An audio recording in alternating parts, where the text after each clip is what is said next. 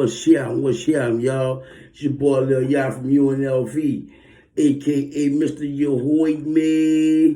This is my podcast, the Be Real 23 podcast. Go ahead and hit that like and subscribe button ASAP. Tell a friend about my podcast, Yehoid Me. Check it out. This episode, I'm going to speak on Big Rufus Mack Thomas.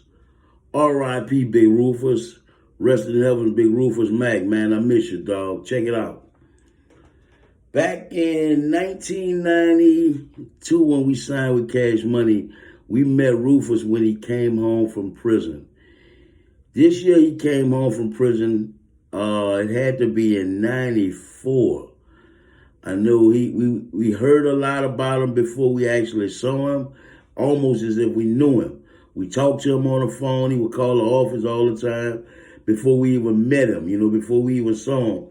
Rufus would call the office at least every day. So baby, introduced him to us as his cousin. We always heard that they was related some kind of way. I don't know how they were related, but that's how he was introduced to us.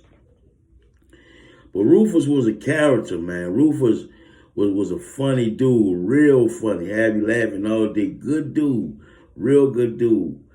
When I mean funny, I mean hilariously funny. Yeah, but Rufus was also assigned to be on a management team now.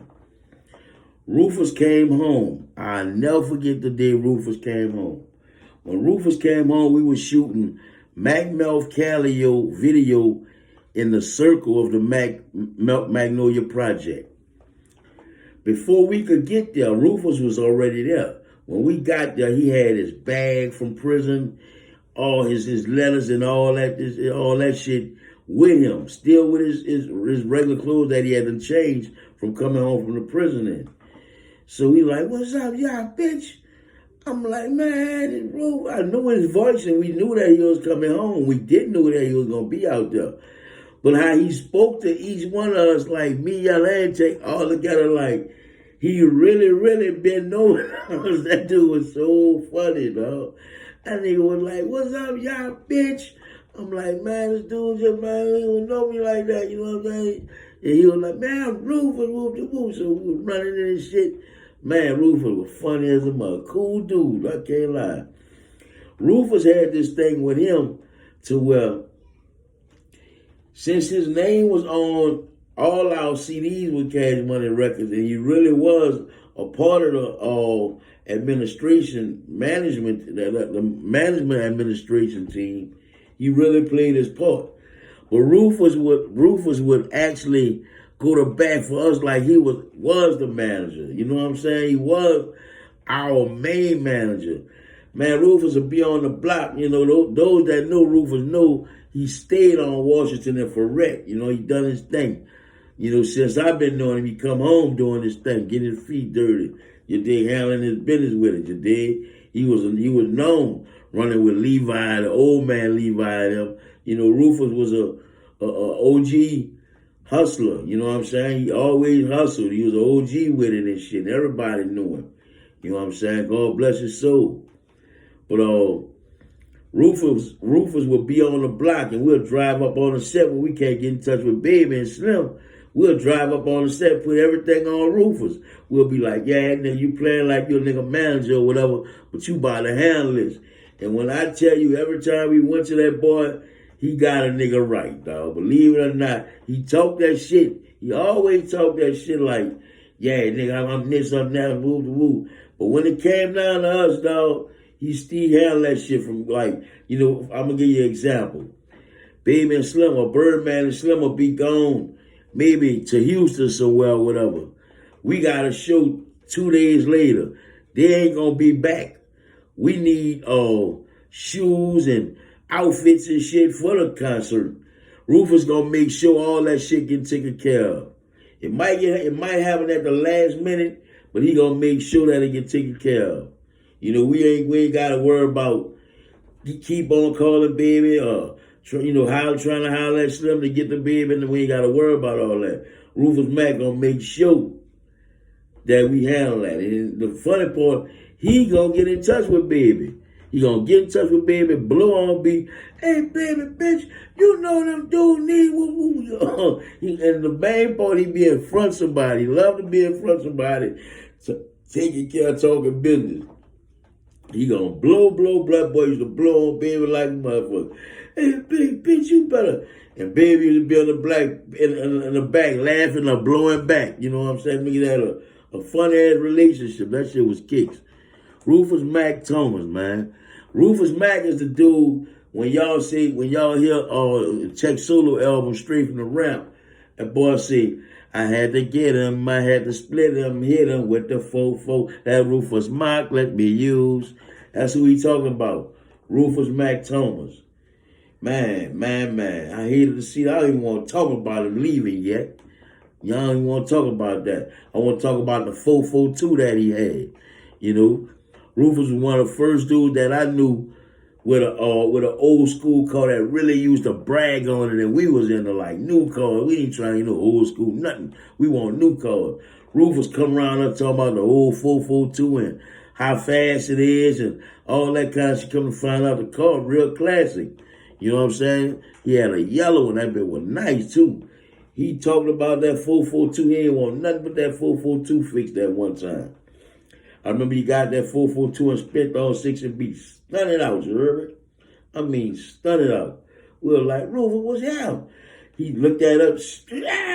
Every time he come on the block, he don't say nothing. He just look and scratch out. We like, man, this dude wild, man.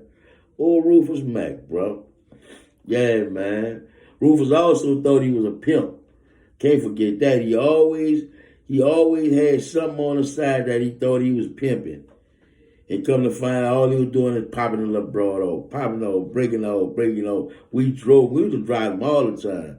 You know, one thing about the U, ain't no such thing as sunning us.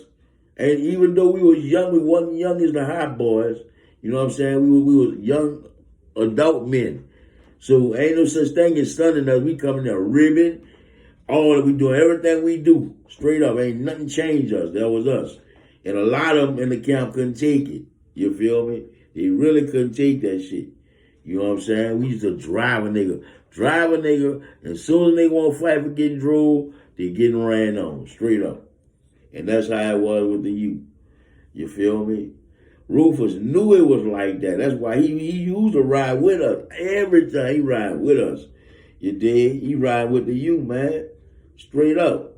Rufus Mack. Man, God bless my dude's soul, bro. He lost his life, I want to say like maybe, been about a little longer than that, about 3 or 4 years. I know Tech was locked up when Rufus died. Tech been locked up almost 6 years now.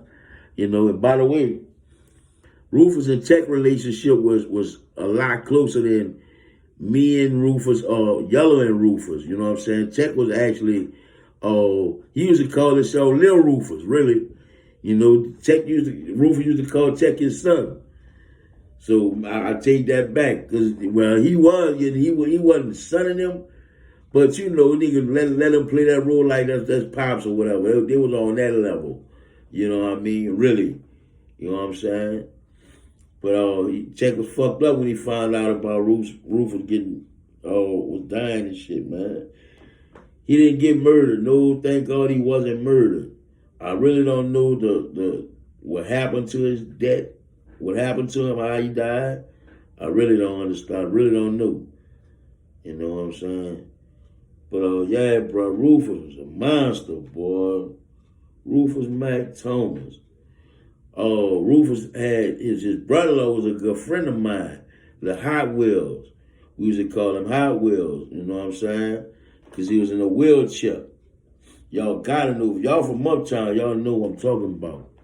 Y'all gotta know what I'm talking about.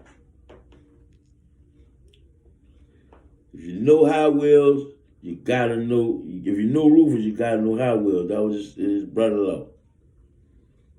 Little Mookie, man. Red Mookie in a wheelchair off 3rd and Loyola. That was Rufus' little brother-in-law. Used to be in a wheelchair, big UNLV fan. Mookie rode with us forever, man. You know what I'm saying? He had a tattoo on his arm. He quoted one of Yellow verses. I got to get it up to show him I ain't faking. You dig, little Mookie. You know, everybody what they call him wheelchair Hot Wheel wheelchair Mookie. Before he passed, he left us like maybe a year ago. You know what I'm saying? God bless his soul, bro.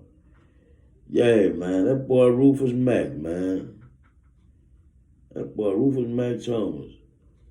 I need y'all to hit that like and subscribe button ASAP. You dig? This is my episode about Rufus Mack Thomas. I got more about Rufus coming. So I hope I'm entertaining y'all. Hoping y'all feeling the EPS, the realness in my podcast, and continue to tell a friend to tell a friend. You dig? Holla back. You awake me?